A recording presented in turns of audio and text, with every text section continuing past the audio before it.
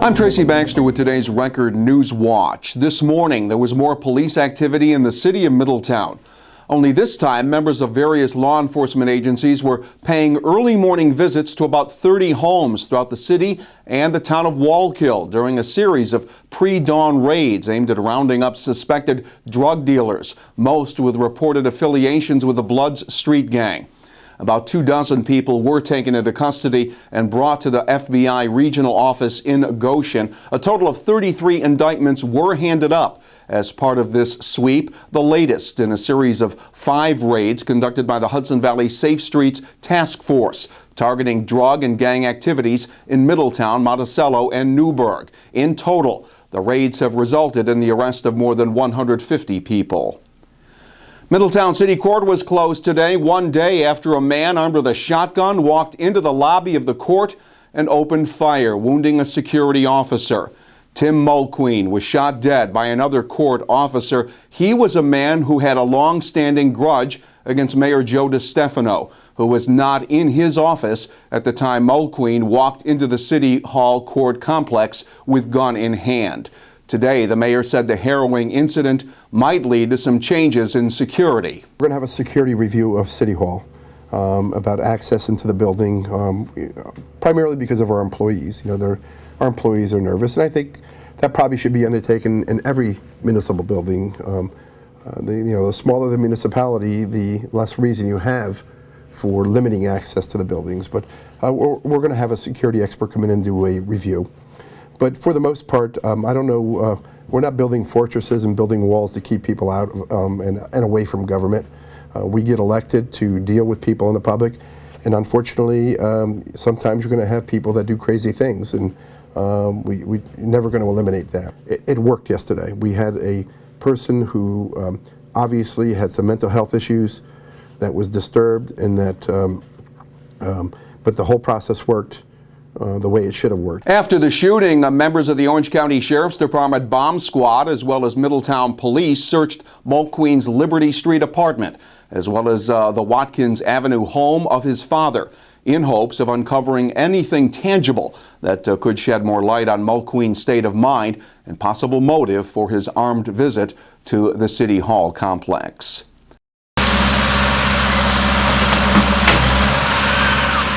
A few anxious moments along Spring Street in Middletown this morning as workers replacing a sewer line ruptured a natural gas main, prompting a call for nearby evacuations. The break, reported shortly after 8 a.m., was quickly repaired without incident, averting any potential crisis.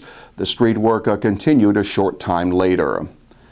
Local political leaders and Orange County law enforcement representatives gathered at Newburgh City Hall this afternoon to speak out in support of Governor Andrew Cuomo's plan to expand the state's DNA database. We must be allowed to utilize all the tools that are in our toolbox, and the DNA technology is perhaps one of the most crucial that we have. Unfortunately, as we all know, New York state laws have kept us from fully utilizing the DNA technology in our communities. The proposal, if approved, would allow the collection of DNA samples from those convicted of all misdemeanor criminal offenses. Only felonies and certain misdemeanors are currently included in the existing DNA criminal database. Today, Orange County District Attorney Frank Phillips and Orange County Sheriff Carl DuBois were among those who say expanding the database will help solve more crimes. Elsewhere, funeral services will be held tonight at the Van Inwagen Kenny Funeral Home in Monticello for Victoria Erickson, the 6-year-old girl who died of smoke inhalation in a fire that destroyed her family's Monticello apartment last Sunday night.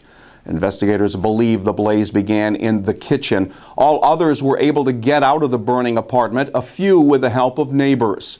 A donation drive to help the family attempt to recover from the tragedy is being held this evening from 5:30 to 8 at the Strobel Community Center in Monticello. Saying the entire city workforce now has a black eye as well as a morale problem, Kingston Mayor Shane Gallo announced Wednesday that the city's new fire chief, Chris Rhea, has been suspended without pay because of discrepancies discovered in his attendance records. Last month, former Chief Rick Saltzman resigned after alleged sick and vacation time payment abuses were uncovered. At the expense of the people who they work with every day, at the expense of the taxpayers. I'm just in disbelief. For several years, this culture has become worse and worse and worse because of no transparency, no accountability, no leadership from the mayor's office for several years. A former fire chief, John Reinhardt, has been put in control on a temporary basis. Meantime, Kingston's former top police detective, Tim Matthews, is scheduled to go on trial next month for stealing more than $212,000 from the public. And Orange County Executive Ed Diana says it's a great start. That's what the county exec told Lieutenant Governor Bob Duffy during his stop in Montgomery yesterday to promote the governor's plan that would phase in Medicaid cost savings for counties. Orange County would reportedly save more than $11 million over 5 years if the state does begin to absorb the future cost increases in the county's share of Medicaid.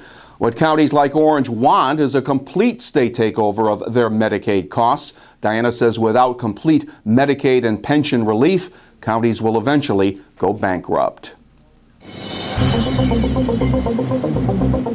More nice weather on tap for tomorrow, but Saturday will feel a lot more like February.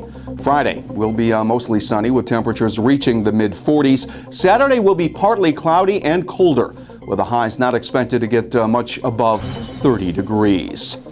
Make Record Online your source for breaking news and get a complete wrap-up of all the news, as well as all those Friday features in tomorrow's Times-Herald Record. For Record Newswatch, I'm Tracy Baxter.